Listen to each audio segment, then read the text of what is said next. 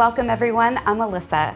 In this series, we're gonna be making delicious, versatile, and easy to make recipes. For today's dish, I'll be sharing how to make my breakfast empanadas.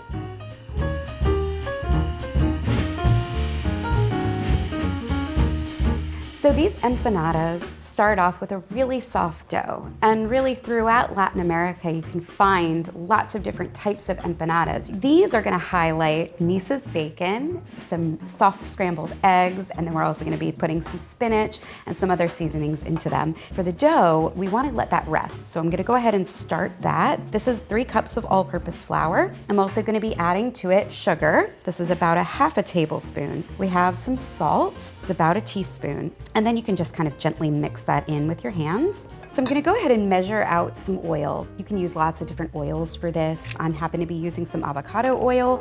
You could use coconut oil or butter, but it's really forgiving for any kind of oil that you have on hand. So I'm using about 4 ounces or a half a cup. And first thing you always wanna work in is your fat or your oil to make sure that's evenly distributed, because that's gonna give this dough a really nice flaky and a beautiful texture. So this is just crumbed in. You can see it's evenly distributed. And now we'll start with our wet ingredients. I'm gonna crack an egg. I'm just gonna break this up with a fork. Part of my liquid ingredient is gonna be some white wine. You can go ahead and just put it right into the egg mix so it all goes in together. Give that a little bit of a stir. And then we'll start to incorporate it to hydrate the dough and make it really nice and soft and pliable. And at this point, you've pretty much incorporated all of your important ingredients. So we're just gonna vary a little bit of water. Might need up to a 1/4 cup of water, so I'll just add that in a little bit at a time.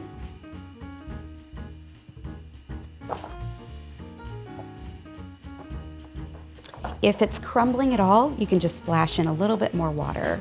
So I've got just about enough water in here. I'm gonna go ahead and put it onto my work surface so that I can knead it, and that'll get it a bit smoother.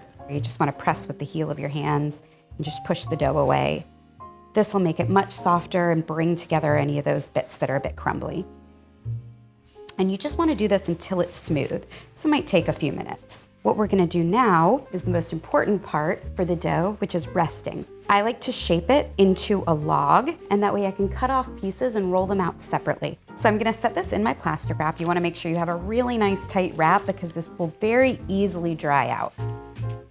Just pinch the sides. And now this will set aside and you'll see a big difference when you go back to work with it. It'll be easy to stretch out. Right now it's pretty tight and elastic. So we'll just set this aside and get our filling made. It's the perfect time.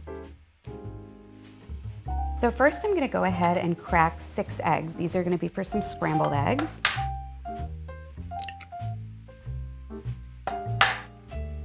Just go ahead and preheat my pan a little bit. About a medium heat is good, and just give that a few minutes to warm up.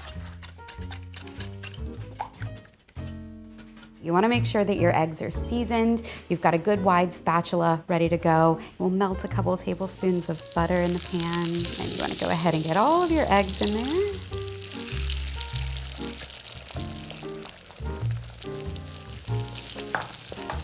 Just keeping your eggs moving the whole time makes them really nice and fluffy.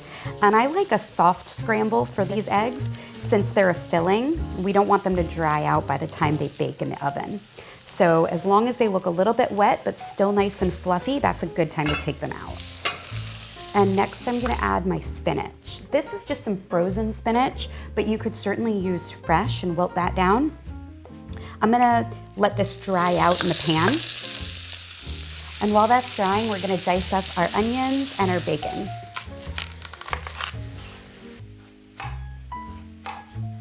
And I want my onions to be nice and fine for this dish, so they just disappear among all the other ingredients.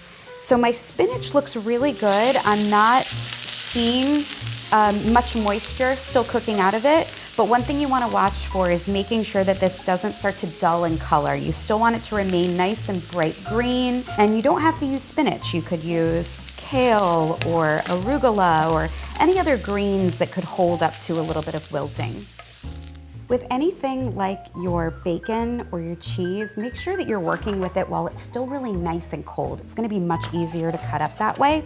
We're gonna use about 8 ounces, so about half of this pack. So I just slice it into strips, and then going the opposite direction will give me some small pieces. Perfect. So I am gonna use the same pan. Don't worry that there's a little bit of residue still from the spinach, and there's no need to add any extra oil because you'll be cooking the bacon along with the onions. And we're just gonna cook this until the bacon has rendered and the onions are a little bit browned around the edges. I'm gonna turn off the heat now. My onions and bacon are perfect. They're still a little bit soft, not too crisp. And I'm just gonna put this over a strainer to take away some of that excess fat. So our dough is well rested. It's much softer. You'll really see a difference in the texture of it. So I'm just gonna unwrap it. Just cut away a piece. You can shape it into a little bit more of a circle. It's good to have a little bit of flour, but you don't necessarily need it. If your dough is stretching back, flour might be a good idea. And I just like to pick up the dough every time I roll. That way you can retain this nice circular shape. So now we can kind of make our filling. Got some egg, spinach, the bacon and onions, and then you've got a little bit of cheese. So I'm gonna just put a little bit of my egg wash around half of the empanada and then just start to pick it up and press it together. Egg wash is like an adhesive to bring these sides together. I like to press it out a little bit further with my fingers to thin it a bit, and that gives you enough space to do a bit of a wrap. So creating a little bit of a rope effect is a really signature look for the empanadas, and I'll show you exactly how to do that. So I like to pinch together with my index finger and my thumb on both hands, and then I'm gonna basically wrap toward my right thumb and almost wrap your finger, but then release it and take that next and just move over a little bit further and do another wrap. And don't be afraid to give it a good press so that it doesn't unravel as you're doing it. But just go until you get to the very end on the other side, and then you can just twist to close it off, just like that. Then you have a nice rope, a nice wrap, and then this part of the dough isn't gonna be too thick that you won't be able to enjoy it. So really give it a good stretch. And we'll lay that out on a sheet tray and keep working on the next ones. So my empanadas are wrapped and ready. So I'm gonna go ahead and just brush them with some egg wash. Just make sure to get every little bit of that wrap wiped with the egg wash. It's gonna give it this beautiful golden brown. Okay, so they're ready to just pop them in. Put them on about the middle rack of your oven. And those will take about 10 to 15 minutes, and you can rotate halfway if you like to evenly brown them.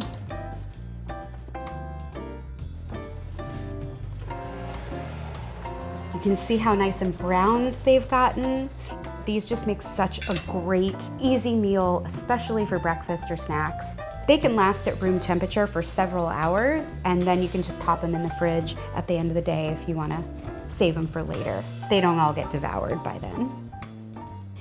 So these are all plated, they're ready to enjoy. I can't wait to devour them, and you're gonna see when you try them, the way that the Neese's bacon just balances all the other flavors inside this soft dough. It's just so good. So please enjoy this recipe from my kitchen to yours.